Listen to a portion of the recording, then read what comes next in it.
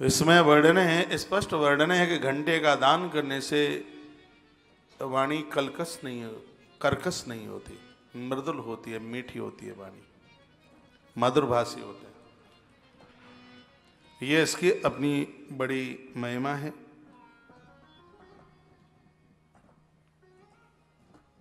कृतिका नक्षत्र बुधवार को पड़े और भगवान महादेव का अभिषेक किया जावे और दही भात का भोजन ब्राह्मण को कराया जावे तो जिस नारी को संतान नहीं है, महादेव की कृपा से उसे संतान प्राप्त हो जाएगी। एक बार फिर रिपीट करूं ये बात। कृतिका नक्षत्र बुधवार को पड़े, मंगलवार को पड़ेगा तो वाक सिद्धि हो जाएगी। मंगलवार का अभिषेक वाणी भूषण बना देता है। लोगों के तो दिमाग में यही है कि शंकर जी का अभिषेक सोमवार को होता है। मंगलवार को शंकर जी का अभिषेक कृतिका नक्षत्र पड़ जाए तो वाणी आवाज सिद्ध हो जाएगी। बुधवार को कृतिका नक्षत्र पड़ जाए, शंकर जी का अभिषेक करके दही भात का भंडारा, एक ब्राह्मण ब्राह्मणी दोनों को दही भात उसको जमाया जाए तो योग्य संतान का जन्म हो जाएगा। गर्भ में संतान हो और कृतिका नक्षत्र बुधवार को पड़ गया हो तो किसी ब्राह्मण को बुलाइए, शंकर जी का अभिषेक कीजिए और उसको दही भात उसको जमा दीजिएगा। ये इसका प्रभाव है, इसके द्वारा योग्य संतान का जन्म होगा। रिकॉर्ड कर लो ये बात मोबाइल में, ये बहुत ज्यादा जरूरी है। कीड़े मकोड़े न पैदा हों, अच्छी संतान का जन्म हो। कृतिका नक्षत्र पड़ता रहता है, आ जाता है। आजकल तो कैलेंडर आते हैं, उसमें भी सब कुछ लिखा होता है। आजकल मोबाइल ने तो पंचांग ही खरीदना लोगों का बंद कर दिया। आजकल तो पंडित जी लोग भी सब कुछ उसी में देखते हैं, मोबाइल में।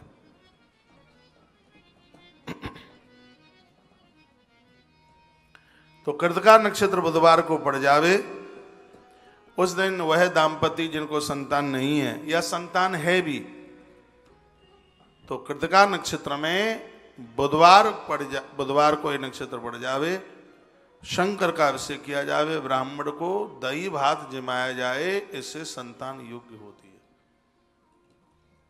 कर्कशपन उसका समाप्त हो जाता है। जिसको संतान नहीं है उसको अच्छी संतान प्राप्त हो जाती है, और जिनको संतान है वह अपने धर्म मार्ग पर चलने वाली संतान होती है, संस्कारी संतान होती है।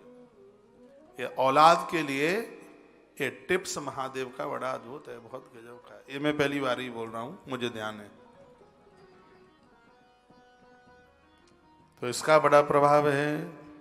तो मैं एक श्लोक बोले देता हूं तो मेरी बात पक्की हो जाएगी। दद्यादनस्य दानं च ससंतानकरं भवेत्। लिखा है कृतिका सौम्यवारेषु विष्णोर्वा यजनं नृणाम्। कृतिका बुधवारेषु विष्णोर्वा यजनं नृणाम्।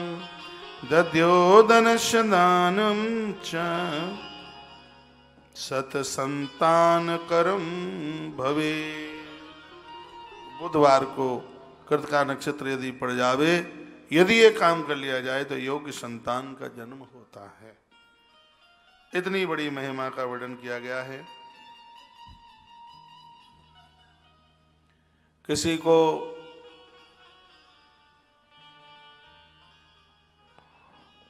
बड़ी दिक्कत हो रही है, बच्चे बड़े बड़े हो गए हैं, विवाह नहीं हो रहा है, शादी, ये बहुत बड़ा दुख है। और आज के समय में तो बच्चे 30-30 साल के हो जाते हैं और सिस्टम बैठता नहीं है, विवाह हो नहीं पा रहा है टाइम से। कृतिका नक्षत्र गुरुवार को पड़ जावे, गुरुवार के दिन ये नक्षत्र पड़ जावे, मधुस्वनास्तानेन, और मधु से, शहद से शंकर जी को निलाया जाए। शहद के द्वारा, प्योर शहद से भगवान भोलेनाथ को निलाया जावे तो घर में बढ़िया सी पुत्र वधू चल करके आती है। बच्चों का अच्छे ढंग से, बेटी अच्छे घर में जाती है। शहद ओरिजिनल असली वाला शहद हो, ये भी बात लिखने को लायक है। बड़ी अद्भुत बात कही गई है। जय हो महादेव बाबा, प्रणाम करते हैं आपको।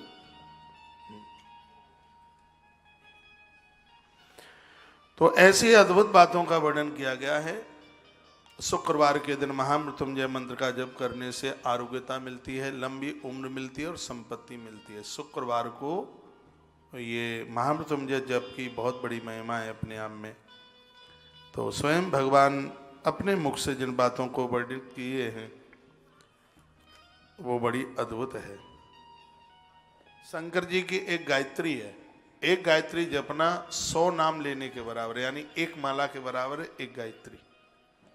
वो है तत्पुरुषाय विद्महे महादेवाय धीमहि तन्नो रुद्रः प्रचोदयात्। वेद का मंत्र है, ओम तत्पुरुषाय विद्महे महादेवाय धीमहि तन्नो रुद्रः प्रचोदयात्। गायत्री गिरने से बचाती है, पतित होने से बचाती है।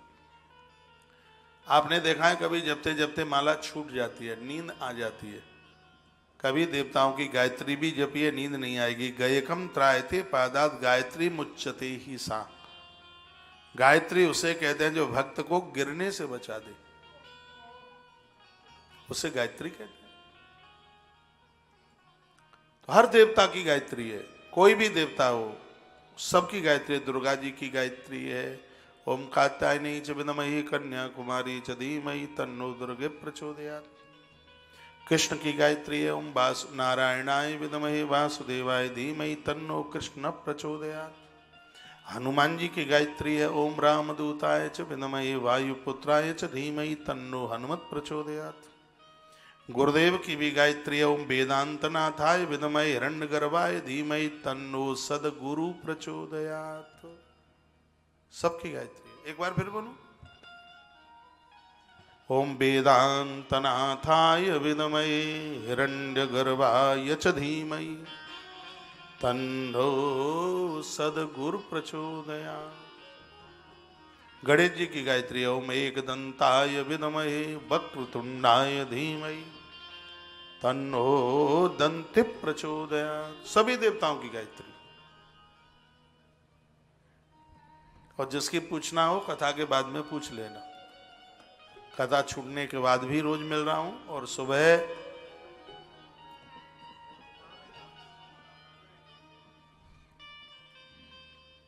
इधर से मत आओ, ये सब सिस्टम गिर जाएंगे, उधर से आओ। शॉर्टकट में मत चलो, बाईपास हो गया जाओ।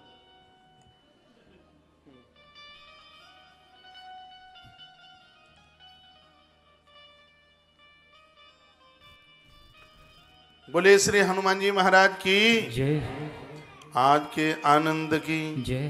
जय जय श्री राधे, जय जय श्री राधे।